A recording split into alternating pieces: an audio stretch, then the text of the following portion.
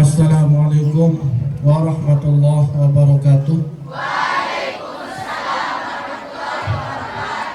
Alhamdulillahi rabbil alamin. Wassalatu wassalamu ala asyrafil mursalin Sayyidina wa maulana Muhammadin Abil Qasimil Amin wa ala alihi wa sahbihi ajma'in, amma ba'd. Yang saya hormati rekan-rekan kepala sekolah dan juga rekan-rekan guru, adik-adik siswa-siswi yang kami banggakan.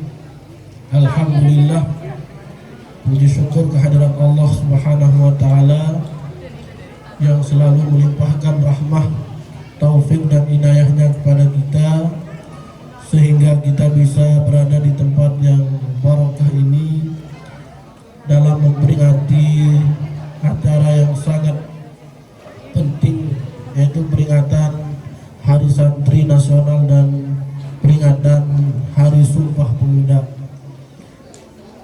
Hari ini adalah hari peringatan bagi kalian, anak-anak muda, anak-anak milenial, karena kalian adalah para penerus bangsa dan negara ini. Salawat beserta salam selalu kita haturkan kepada baginda Nabi besar Muhammad sallallahu alaihi wasallam. Mudah-mudahan berkat salawat Nabi kita semua diberikan oleh Allah Subhanahu wa Ta'ala keberkahan dan juga kemudahan, dan yang pasti kita mendapatkan syafaat Rasulullah sallallahu alaihi wasallam. Hadirin yang dirahmati Allah Subhanahu wa Ta'ala, nasib bangsa Indonesia itu tergantung pada kalian semua sebagai pemuda, sebagai generasi muda, karena dalam sebuah syair disebutkan Syubhanul Yawm Ridalul Ghadi, pemuda hari ini adalah pemimpin masa depan. Kalian-kalianlah yang akan memegang tapuk kepemimpinan bangsa dan negara ini nanti. Jadi jangan pesimis, kalian harus percaya diri bahwa suatu saat ada di antara kalian yang akan memegang pimpinan di negara kita, di bangsa kita, dan juga di daerah kita ini. Amin ya rabbal alamin. Jadi yang perlu kita lakukan saat ini adalah terus belajar, terus berusaha, jangan pernah menyerah, dan juga jangan biarkan waktu kalian, waktu muda kalian itu berlalu sia-sia hanya untuk bermain dan juga melakukan hal-hal yang kurang bermanfaat.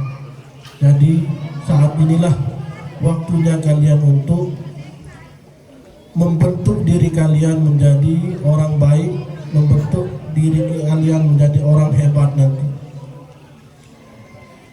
Kita lihat sahabat-sahabat Nabi. Nabi dulu ketika berjuang menyebarkan agama Islam, Nabi tidak mengajak sahabat-sahabat yang sudah sepuh saja, tetapi sebagian besar sahabat Nabi dalam berjuang adalah anak-anak muda. Kita lihat bagaimana Ali bin Abi Thalib ketika bersama Nabi menyebarkan agama itu baru berusia 8 tahun. Anas bin Malik ketika bertemu dengan Nabi di Madinah itu umur 9 tahun. Abdullah bin Abbas, Abdullah bin Umar, sahabat-sahabat Nabi yang lain ketika berjuang bersama Nabi itu masih umur di bawah 10 tahun semua. 10 tahun sudah berani ikut berperang, 7 tahun sudah berani ikut berjuang. Dulu ada sahabat Nabi ketika umur 7 tahun dia izin kepada Nabi untuk ikut berperang, tetapi Nabi melarang karena masih terlalu muda. Tetapi setelah setahun berikutnya, setelah dia umur 8 tahun, dia izin lagi kepada Nabi, "Ya Rasulullah, izinkan saya ikut berperang, ikut berjuang." Akhirnya diizinkan oleh Rasulullah SAW. Kalian umur 8 tahun, apa yang kalian berbuat? Apa gawe umur 10 tahun kan? Apa gawe mau? Main layar. Rezeki apa gawe umur 7 tahun? Wabit tahu lampak? Sahabat-sahabat Nabi dulu umur 7 tahun, umur 8 tahun sudah ikut berjuang, ikut berperang, sudah ikut memikirkan negara dan agama. Jadi kalian jangan merasa diri belum saatnya. Justru saat inilah waktu kalian untuk ikut berperan memajukan bangsa dan negara. Bagaimana caranya sekarang? Ya kalian berprestasi di sekolah kalian.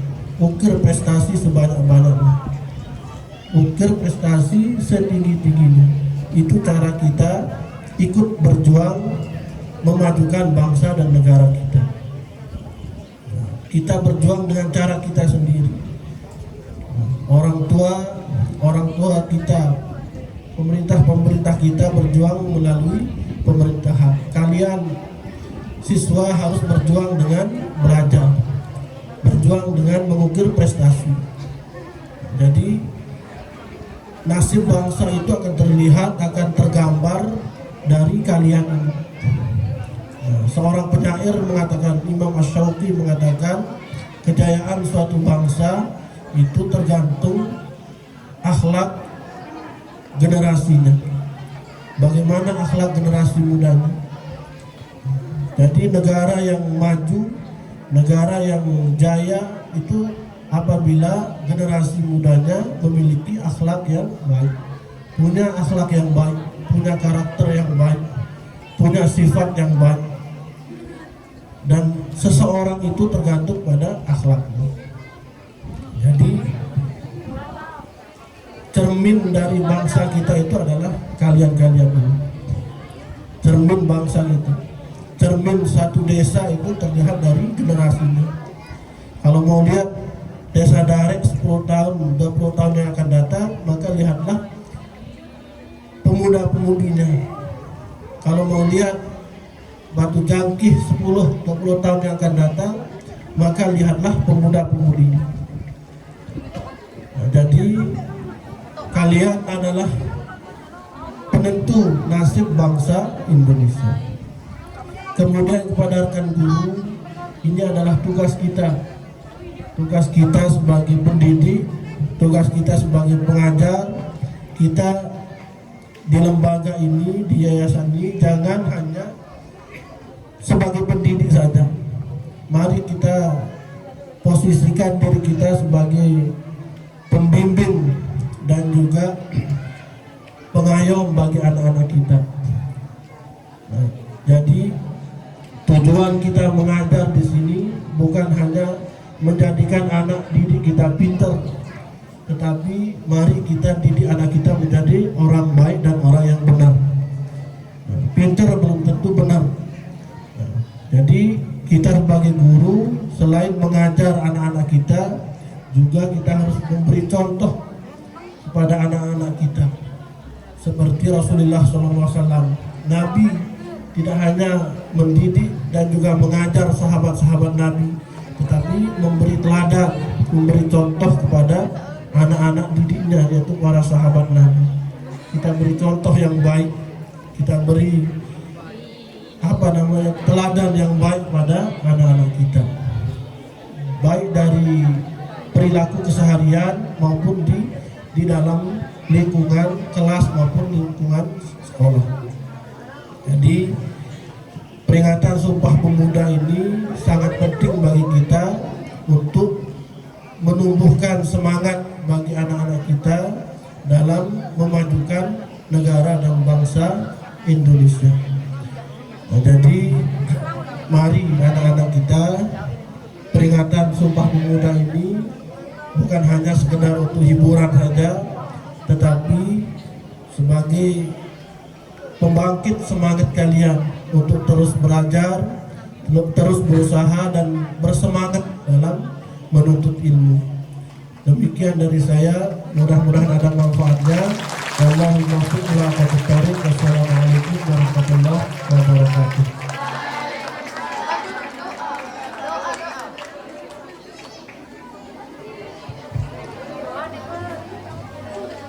Kepada beliau diucapkan terima kasih.